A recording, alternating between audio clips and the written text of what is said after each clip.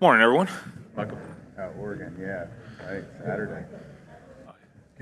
Any Penn State alums? Penn State alums? Clean it. Hate to see it.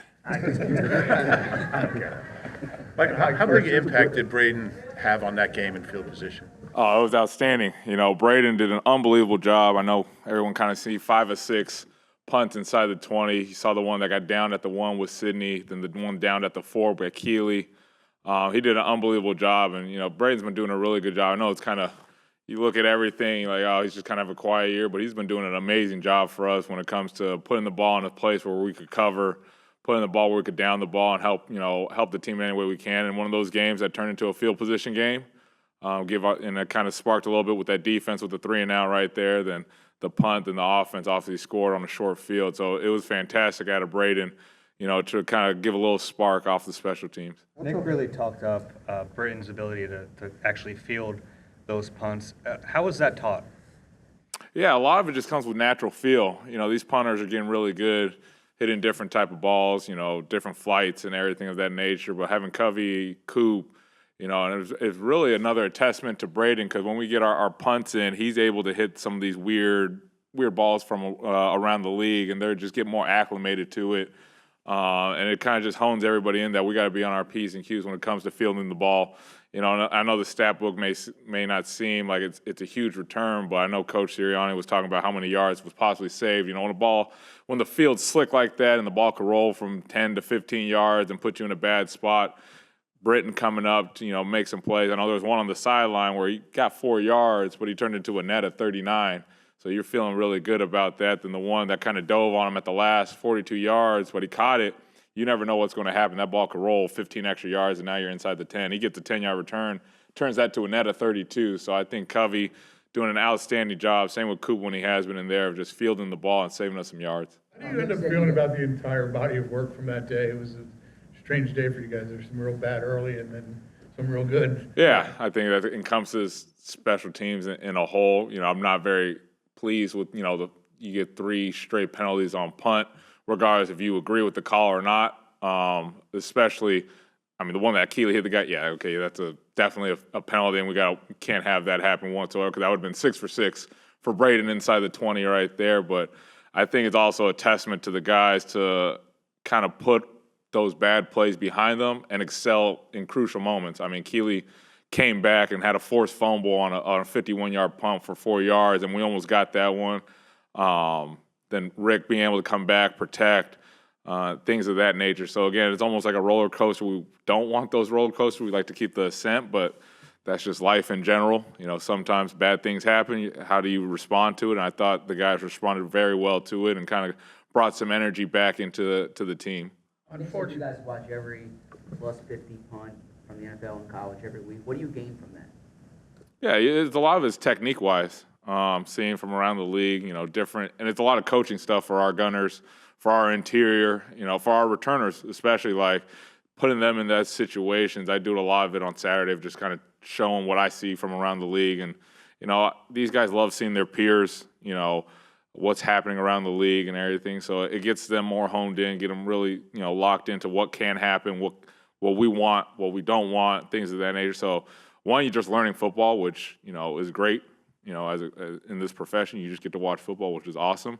But it's also a teaching moment for a lot of these guys right here. And, for the most part, they're pretty locked in on it because they see like, you get the oohs and ahs of bad, good, indifferent. So it's always nice to see from around the league what's happening. Mike, can you speak to the way that Sydney and Keeley have embraced the role of gunners and how important they've been in your punt coverage? Yeah, it all starts, it starts with the protection. We can't cover anything unless the ball's been punted, obviously. But having those guys, their mindset has changed, especially Keeley, from last year kind of watching Sydney and Josh Jobe to now taking the reins. Sydney wasn't able to be out there the first few games of the season, going out there and still playing at a high level. And you just see the confidence kind of ooze out of him and Sydney to go out there and say, all right, it's one-on-one. Let's go make a play right there, whether it's a fair catch or making a play, getting the ball out. So the confidence out of those two guys has been outstanding. But, a lot of behind the scenes goes to Tyler Brown, giving them all the tools that he possibly can to get these guys to succeed. Then the veteran guys, some guys that you don't see, whether that's Perry Nickerson, Avonte Maddox, that have played in the league for a while, just, pushing these young cats to be the best they possibly can. And I think it's shown a lot, and those two have been doing a really good job in tandem. Along with veteran guys, what does Orrin Burcroft to teams? Oh, Orrin, he brings that kind of that old school mindset and seeing a lot of ball, just how smart he is. You see Trotter making some plays out there, kind of taking him under the wing, but he's still playing at a high level for us.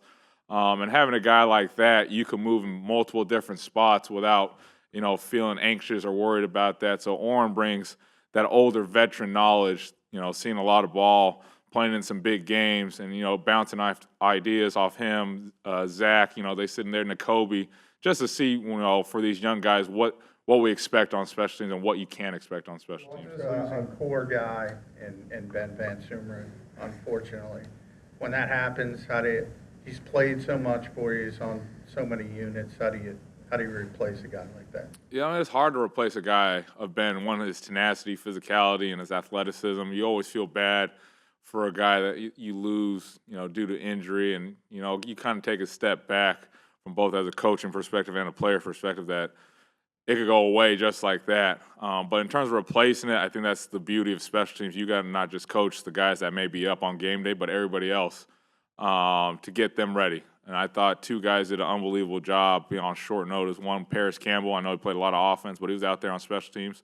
Then O'Shawn Mathis, you never know when your number is going to get called, but he was ready to fill a void in that situation. Same with C.J. Uzma going out there. So it takes a village to get us right, and I think all these guys are locked in from Wednesday all the way up to game day because you never know when your number's called. So they played at a high level. So we just got to keep repping it, keep getting everybody ready because you just never know when your number's called. Like the physicality on all three units has really stood out for this team.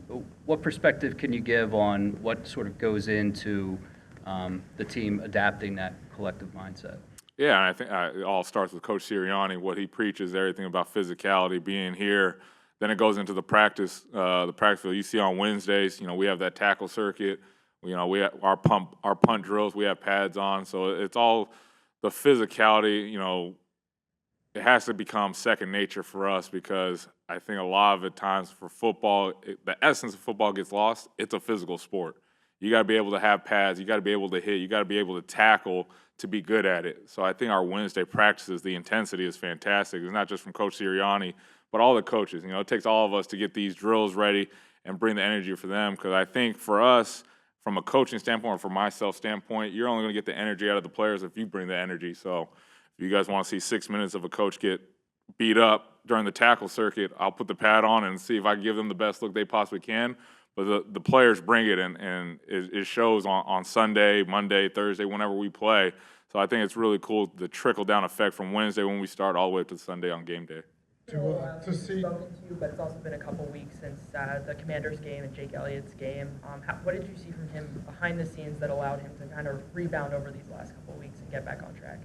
Jake just being the same Jake he's been since I've been here for the past 4 years, And like I said, maybe it's just chalk it up to it's just not your night, but he goes in and he's so disciplined on what his technique is and his process and everything of that nature, and going out there and just, taking a step back, taking a breath, and going out there understanding that he is a very, very good kicker in this league. And it's cool to see, he gets all the love in the world from the guys in this room, having his back and everything. So for Jake, it's always nice to go back out there, put the cleats on, kick the ball around there, and hopefully we keep that up for him and just staying the course and staying with his process. As well. To follow up on that, to see Justin Tucker have a rough game. He's actually had a rough season, missing the 2 field goals and the extra point.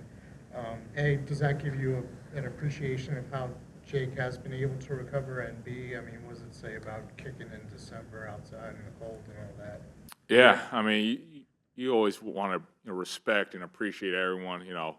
We have, obviously ties to Baltimore with Randy and Tyler, and, you never want to see a guy fail in that situation. Now, within the game, obviously there's no rules in love and war and everything of that nature. I'm not saying that football's war, but it's always hard to see, a peer go through that, but it also a testament to Jake being able to come back and get on the right track. So again, for us, it's just we only can worry about who we have in our building and be able to fix our issues, whether you want to call it an issue or not, or a speed bump. But to go back to it, I mean, just being able to stay the course and just put your head down and be able to work out those little kinks that you may feel, talk about it, with Tyler and everything, Braden, Rick, just to have the whole core, just talk about what we need to get better at. And I think, the last couple of weeks we've been able to do that. He's been having some great foot-to-ball contact. And, when we come back out tomorrow, it's the same thing. Let's get ready to work. You never know when this game's going to come down to, a last-second field goal or a huge field goal to put you up a couple possessions. So how do you differentiate between a bad night and a cause for concern? Yeah, I mean, I think a lot of it, I think I kind of touched on it, all those kicks that Jake did miss, those 3, they were in the same spot. It just wasn't his night at that point. But you come back and, be able to look the whole thing in the mirror and say, all right, I could change this, whether it's the aim point, little technique thing, things of that nature. And to go out there, and again, it's just no different than seeing the ball go through the hoop as a basketball player. You start seeing him go through the uprights, your confidence builds, you feel great about it. And, it also helps when the offense is moving down the ball, moving the ball down the field. It gives you a shorter kick. Now you feel a little bit more, confident going into it. Then you have to hit a bigger, a longer kick. But again, whenever our number's called, we expect nothing but putting points on the board. So just have that same mindset. Mulatto's holding penalty. It looked like the Ravens really brought pressure kind of up the middle, and maybe they had a punt block on. I don't know, but you think maybe if Rick doesn't hold in that situation, that maybe disaster strikes at that point? Yeah, you always want to say, I guess most special teams coordinators would say you'd rather hold than have a block punt, re-kick it. But again, just a little thing, technique-wise for Rick. He was in the right spot. Just get his feet a little bit quicker right there, maybe push him a little bit wider to get away from the block point. But again, we never want to have penalties out there. We got to be able to make sure we're disciplined, get our blocks right. It's always tough for the long snapper. He's got his head between his legs, and he has to snap and then get back. But we could do a better job, just helping him out, regardless whether it's the guards helping him out or him just getting his feet back. But again, we don't want any more of those penalties going forward. I'm sorry.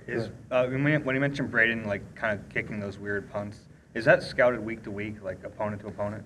Yeah, I mean, you watch all the film, especially coming up this week with Johnny Hecker. He kind of almost brought the banana ball back when he was in L.A. and everything of that nature to scout it out and give all these guys different looks so they're able to feel comfortable going forward, whether that's Britton, Anais, Jahan, Coop going out there. The more reps they get, the more comfortable they're going to get at seeing these different ball flights and everything. So, when we come back out tomorrow, they'll get a few of those to feel comfortable going forward. Then Thursday, they'll get some more. So, again, it's all week to week. At times there's a lefty punter. You got to bring one in to make them see the spin right there. So, it's always week to week for us. All right, thanks, Mike.